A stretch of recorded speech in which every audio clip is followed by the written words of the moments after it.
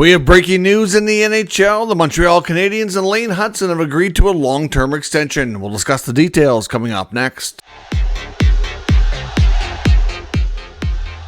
So welcome back to another video here at Top Shelf Hockey. As I mentioned, we have some pretty significant breaking news, especially if you're a fan of the Montreal Canadiens. We've been hearing rumblings for the last couple of weeks about the negotiations between the Habs and Lane Hutson's camp on a hopefully what would be a long-term extension to keep the Calder Trophy winner in the organization for an extended time. And they finally have reached an agreement, which I'm sure will not only make the fan base happy, but there's a lot of talk that Lane Hutson himself wanted this done and kind of, found it a little distracting. So he wanted just to be able to focus on hockey and not have to think about or focus on the contract stuff or hear all the stuff in the media anymore. So now it's all said and done. So they've agreed on an 8-year deal, which will pay him an average annual value of $8.85 million. The fact that he put up 60-plus points, it was a Calder Trophy winner last year, there certainly has high potential to age very well for the team. Obviously, they signed Noah Dobson at $9.5 million.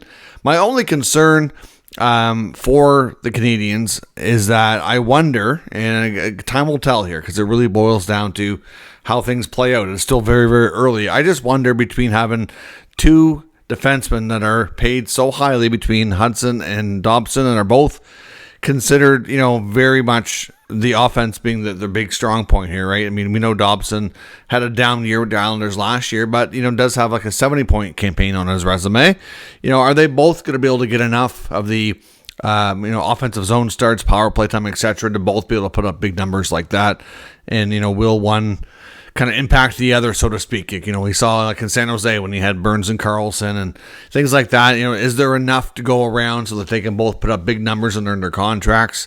Unfortunately, typically defensive style defensemen don't usually get the big bucks. It's usually more for offense and for points. So we'll see how it goes. But obviously Hutson, as we know, like I said, has become a big part of that Canadiens team. Really broke out last year with the cap rising the way it's expected to. In the next even 2 to 3 years, which is as far as we have projected right now. That contract should age, like I said, very well. AFP Analytics, which is my go-to resource for projecting contracts, had him projected at 7 times 10 and change. So I think there's definitely, a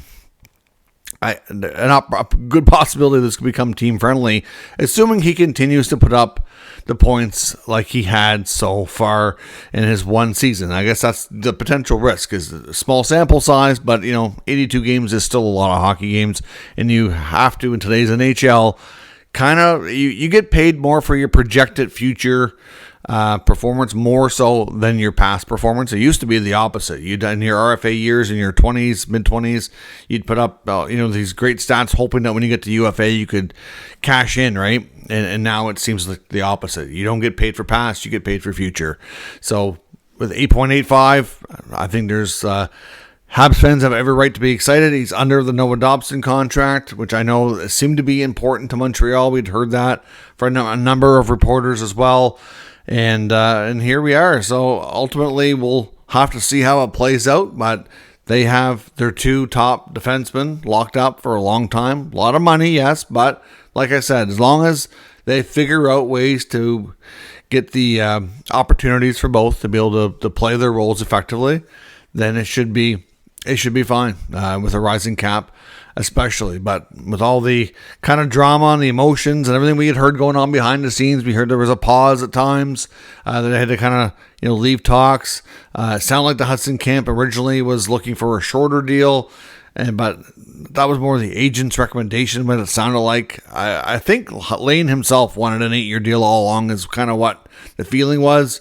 But yeah, sometimes agents kind of give recommendations that don't always, get agreed to quickly, and here we are. So 8.85 over 8 years for Lane Hutson. Let me know your thoughts in the comments. We'll discuss further. If you're new to the channel, make sure you subscribe and stick around. We'll keep you up to date with the latest news, rumors, and analysis of all 32 NHL teams. Thanks for watching, and I will catch you next time.